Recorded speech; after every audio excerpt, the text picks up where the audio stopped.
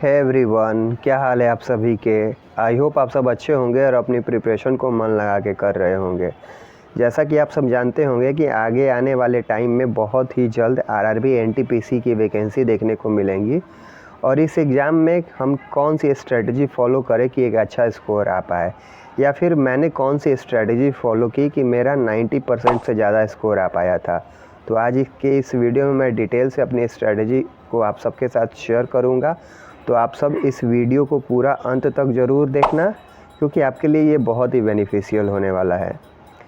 अगर आप ऐसा सोच रहे हो कि जब नोटिफिकेशन आ जाएगा फॉर्म अप्लाई कर लेंगे, उसके बाद अपनी प्रिपरेशन को स्टार्ट करेंगे, तो आप उन कैंडिडेट से पीछे हो जाइएगा जिन्होंने अपनी प्रिपरेशन अभी शुरू कर दी है। तो आप देर मत करिए, मैं तो यही बोलूँगा कि आप इस वीडियो को भी पूरा मत देखिए, अपनी प्रिपरेशन जितना जल्दी हो सके स्टार्ट कर दीजिए, क्योंकि ये समय बहुत ही कीमती है। अगर आप चाहते हो कि 2024 के अंत तक एक नौकरी ले लें, तो आपको अभी से ही मेहनत करना पड़ेगा।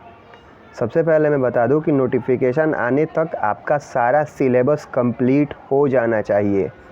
मैथ्स का, रीजनिंग का, जीके का, ये सारा सिलेबस कंप्लीट हो जाना चाहिए। और आप हर दिन कम से कम एक प्रीवियस ईयर मॉक टेस्ट ज़रूर दीजिए।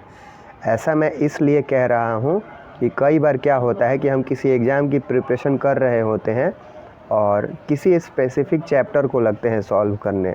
फॉर एग्ज़ाम्पल, अगर मैथमेटिक्स की बात करूं तो प्रॉफिट एंड लॉस किसी कैंडिडेट ने उसको सॉल्व करने लगा, 2-3 घंटे बैठ के प्रॉफिट एंड लॉस बनाया। और आप ध्यान से सोचिएगा कि 2-3 घंटे उसने पढ़ाई किया, लेकिन इस 2-3 घंटे में उसका कवरेज कितना हो पाया। प्रॉफिट एंड लॉस से कितने क्वेश्चन एग्ज़ाम में आएंगे? बहुत आएंगे तो 1 या 2, यानी कि उसके 2 घंटे में सिर्फ 2 क्वेश्चन का ही आउटकम निकल पाया। इसलिए एग्ज़ाम टाइम में ज़्यादा बेनिफिशियल होता है PYQ देना।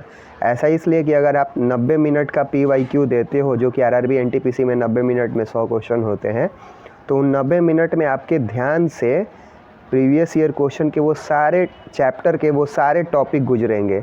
उसमें प्रॉफिट एंड लॉस भी होगा, परसेंटेज भी होगा, रेशियो भी होगा, रीजनिंग के भी क्वेश्चन होंगे और साथ ही जीके के भी क्वेश्चन होंगे। प्रीवियस ईयर क्वेश्चन पेपर को सॉल्व करने से ज़्यादा इम्पॉर्टेंट है उसका सॉल्यूशन अच्छे से करना। आपको सॉल्यूशन कुछ इस तरीके से करना है कि जब भी उस टाइप का या वो क्वेश्चन आपको रिपीटेड मिले, तो आपसे वैसा मिस्टेक नहीं होना चाहिए जैसा आपने मॉक टेस्ट देते टाइम किया था। तभी आप अपने परफॉर्मेंस को इम्प्रूव कर पाओगे। आपको हर दिन कम से कम एक प्रीवियस ईयर क्वेश्चन पेपर ज़रूर सॉल्व करना है। अगर आप ज़्यादा कर सकते हो तो उसे 2 करो, 3 करो, लेकिन आपको एक कम से कम ज़रूर करना है। और प्रीवियस ईयर क्वेश्चन पेपर को सॉल्व करने के बाद उसका डिटेल से एनालिसिस करना है, सॉल्यूशन करना है, तभी आप अपने स्कोर को इम्प्रूव कर पाओगे। इसके अलावा मैं बता दूं कि प्रीवियस ईयर क्वेश्चन पेपर से बहुत सारा हेल्प मिल पाता है।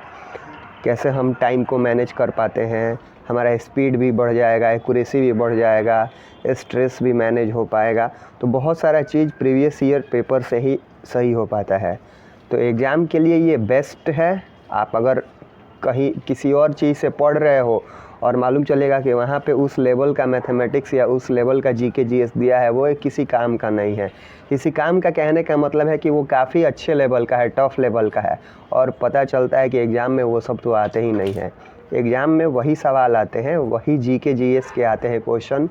जीके जीएस कभी हो सकता है एक्सेप्शन, लेकिन मैथ्स रीजनिंग में वही क्वेश्चन आते हैं जो बनने लायक होते हैं। ज़्यादातर क्वेश्चन, कुछ क्वेश्चन को छोड़ दिया जाए तो हमें राइट डायरेक्शन में मेहनत करना है। अगर आप सही दिशा में थोड़ा भी मेहनत करते हो तो आप आसानी से कामयाब हो पाओगे। अगर आप गलत दिशा में हार्ड वर्क किए जा रहे हो तो फिर उसका अच्छा आउटकम नहीं निकल पाता है। तो मन लगा के पढ़िए। और एक चीज़ मैं बता देता हूँ कि आपको 2024 तक एक नौकरी चाहिए, तो 3 चीज़ें हमेशा अपने मन में बैठा के रखना। और आप 2024 के अंत तक चाहते हो कि आपको एक नौकरी मिल जाए, तो 3 बातें हमेशा अपने मन में बैठा के रखना। पहला, दृढ़ संकल्प। दूसरा, सकारात्मक सोच। तीसरा, भगवान में आस्था। इन तीनों के साथ प्रिपरेशन करिए और डेफिनेटली आप एग्ज़ाम में अच्छा परफॉर्म करोगे।